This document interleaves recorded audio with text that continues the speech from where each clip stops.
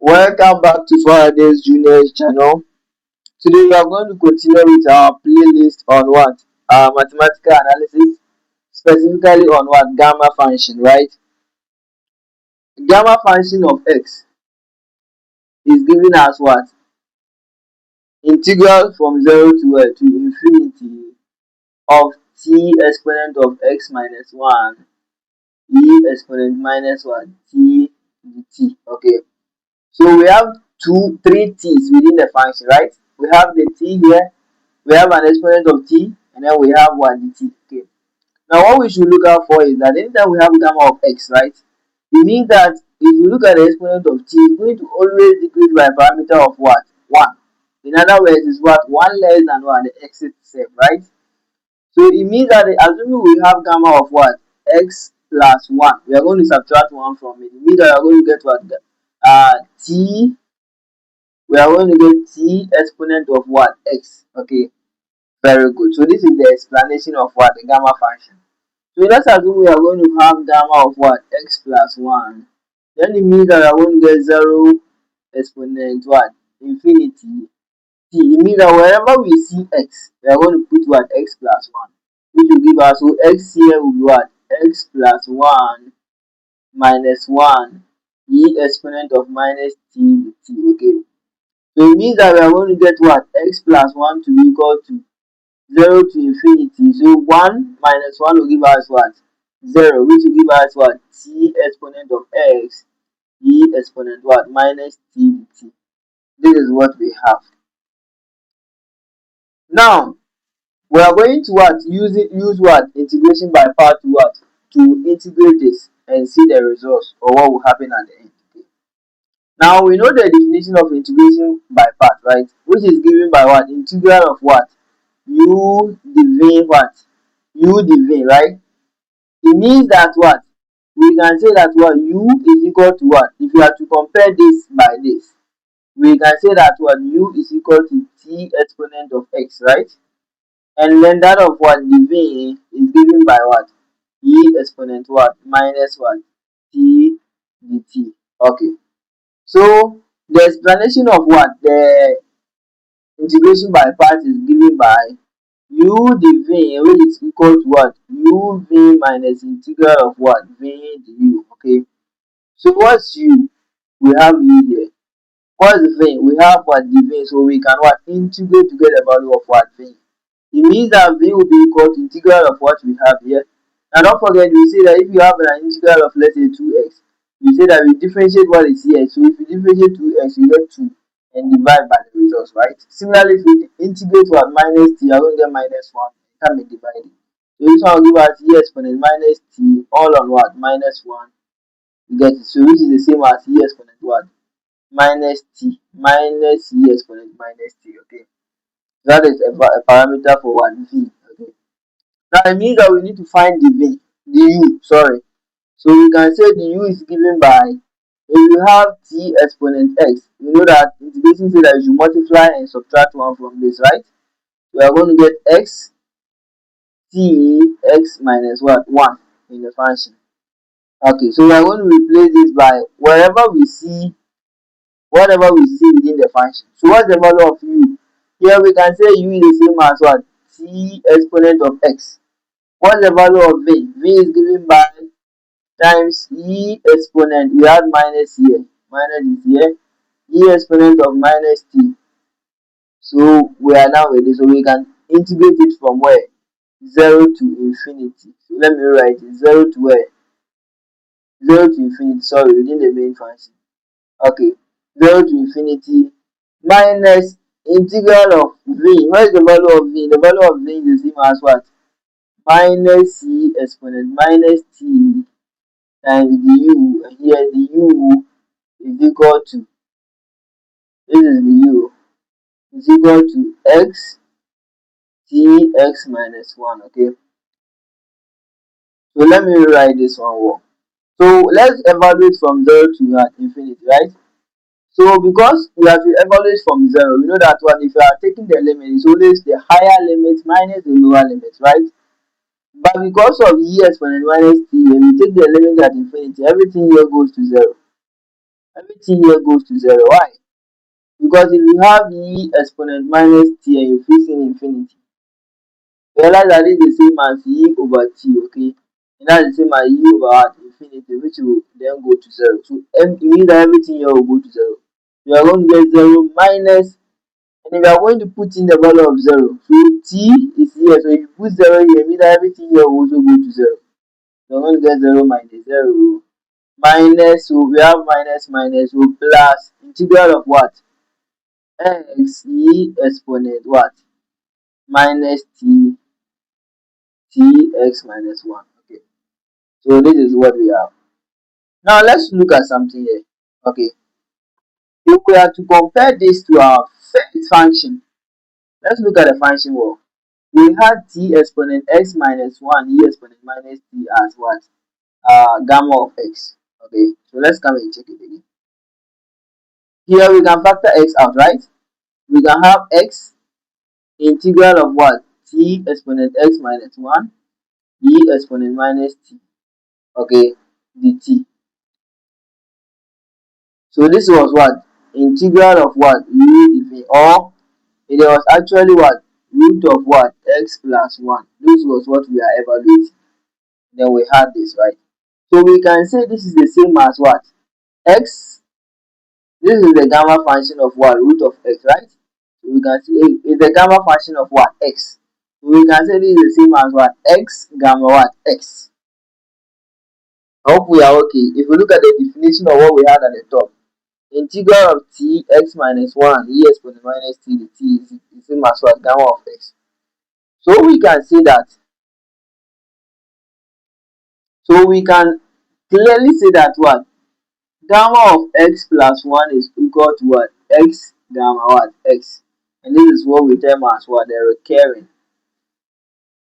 Recurring, okay? So let's see what will happen if it's actually the recurring. Okay. Now we see clearly that anytime we have the finding such that, let's say uh, gamma of x plus 1, here it will decrease by 1. So we are getting gamma of x in the bracket to in the gamma function to it will decrease by what? 1. Okay.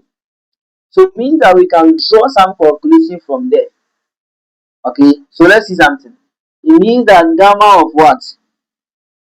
It means that gamma of x, right? Or gamma of x, right? It means that gamma of x will be what? X minus 1, because this one where we subtracted 1 from it, we had x, right? Gamma function of x minus 1. Okay. Similarly, we can say that what? Gamma of x minus 1, right? Is equal to x minus 1 minus 1. And that will give us x minus 2 gamma of what? X minus 2. Okay. So it means that we can rewrite this one in another form, okay? Where we can say that gamma of x plus 1, okay, is equal to, we know that gamma of x plus 1 was given as what? X gamma x, right? So we can write gamma x gamma what? X. But then we know the value of gamma x. Here gamma x is given as this. X minus 1 gamma of what? X minus 1, right? But don't forget this same gamma of x minus 1 is what we see here. uh, so I can just take it off and put that value there. So gamma of what? X minus 1, right? Is the same as what we have here. So we can rewrite it again that x minus 2 gamma of what? X minus 2. So we can move on and move on and move on. We can see clearly that as we continue to proceed, this one will only help us to this one to continue to what? To recur. Such that the next one is going to go at s minus 3, s minus 4 gradually to we go to what? Infinity. So we can state clearly that what? This one is what? More or less like meaningless, because this one is going to cause a recurring, but this is actual value. Okay. And then we can see clearly that this one is the same as what? Factorial, right? Because if you have 5 factorial, it's the same as what? 5 alone multiplied by 4. So it will keep on what? Decreasing. 3, 2, and then finally to get 1. Similarly, that is what is happening here, right? So you can see that we had here to be x plus 1, and we had here to be x, which is the function itself. and then it decreased by what? By 1, so 4. This one also decreased by what? 2, so 3 gradually, right? So we can see that gamma of x plus 1 is the same as what? X factorial. So let's let the value of x to be equal to n. It means that what? Gamma of what? N, right? Plus 1 is the same as what? N factorial. Okay. And that is actually absolutely nice. Okay. Now, similarly, don't forget that we already established that if you have gamma of what? N, right? Is the same as what? N gamma what? N. Okay. These relationships are really, really, really important. And it's going to help us in our future analysis. So let's take an example. So let's say we have example 1. Example 1, okay. Let's take an example. Now, if you have gamma of 7, right? We can say that gamma of 7 is the same as what? Gamma of 6 plus 1, right? Don't forget to establish this. And we can say this one is the same as what? 6 factorial. Because we said that we have n plus 1 is the same as n factorial. If we have 6 plus 1 is the same as 6 factorial. This one will end up giving us what? 720. Similarly, if you have gamma of what? 8. This is the same as what? Gamma of 7 plus 1. And that's giving us what? 7 factorial. Which is the same as what? 5040. Okay. Or if you have, similarly, we can also say that what if you have gamma of 8 is the same as what? 7 gamma 7. Don't forget we have established this too as well. Okay. And that's also the same as what? We know 7, right? Gamma of 7 is giving us what? 720, right? So we can just put it that way. That will also give us 5040. So there are so many ways we can solve for our value. Okay. Let's take another set of examples too as well. Okay. Now the question states that what? Given that gamma 7, okay, is equal to 720. Let's determine the value of what? Gamma of what? 6. We don't know the gamma of 6, right? But from here we can do something.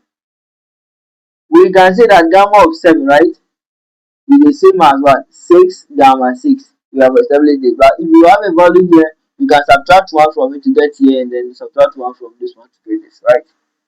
So if this is the case, then we can say that gamma of 7 here is the same as 720. 6, and then we are looking for gamma of what? 6. So we can make gamma of the 6 the subject here. Divide here by 6. Divide here by 6. This one will cancel this. It means that gamma of 6 is given by what? 720 divided by what? 6. And that will give us what? A corresponding value of what? Corresponding value of what? 120 as the result. Okay. Now let's take the same example. So this one I will let you try for me for some time before I will do it. Okay. So let's say we have gamma of what? 6. Okay. Oh, I'm coming. Determine gamma of what? Of 5. So we have to determine the gamma of 5, where gamma of 6 has already been given to us as what? 120. So I want you to find gamma of 5 for me. I'm giving you just 1 second. Pa, pa, pa, pa, pa. Okay, let's do it together so that you can confirm your solution. Now, gamma of 6, right? Alright, let's take the higher one. We can say that gamma of 6 is the same as what? Gamma of what? 5 plus 1. Or it's also the same as what? 6 gamma 6, right? So let's take the, sorry, it's the same as what? 5 gamma 5, okay? It means that gamma of 6 is equal to 5 gamma 5. And we are looking for gamma 5, right? So we can say that gamma 5 is equal to gamma 6, because we can divide here by 5. Divide here by 5, divide here by 5. Gamma 6 over what? Over 5. Means that the gamma 5 will be equal to, we know the gamma 6 is giving us what? 120 divided by 5. And that will give us what? A certain what? Value.